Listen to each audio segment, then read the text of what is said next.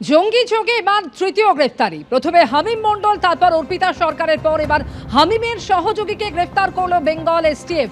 জানা গিয়েছে হাওড়ার বেলেদিয়া স্টোর থেকে বেঙ্গল এসটিএফ এর হাতে পাকড়াও এই আদিত্য সিং।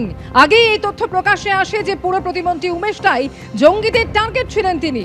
আর এবার জানা যাচ্ছে হামিম এবং অর্পিতাকে উমেশ রায়ের ছবি দিয়েছিল এই আদিত্যই, এমনই দাবি করেছেন তদন্তকারীরা। হামিম এবং অর্পিতাকে জেরা করে গ্রেফতার করা হয় আদিত্য সিংকে।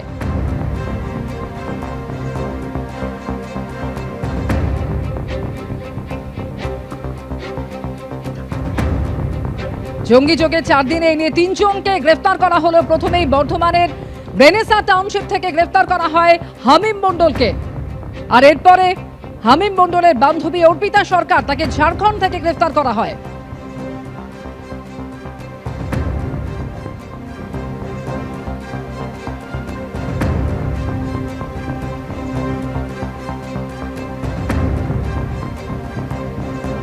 আর এবার জঙ্গি যোগে তৃতীয় গ্রেফতারি আদিত্য সিং, তাকে গ্রেফতার করলো বেঙ্গল এসটিএফ হাওড়ার বেলেদিয়া স্টোর থেকে। যেটা জানা গিয়েছে যে উমেশ রায়ের ছবি দিয়েছিল এই আদিত্যই। বেঙ্গল এসটিএফ এর সঙ্গে যোগাযোগ রাখা হচ্ছে, আমরা সর্বদা সতর্ক। জঙ্গি যোগে একের পর এক গ্রেফতারির পর প্রতিক্রিয়া অজয় নন্দন। We are in touch with West Bengal STF and we are pursuing the leads. Whatever comes, we'll act on that.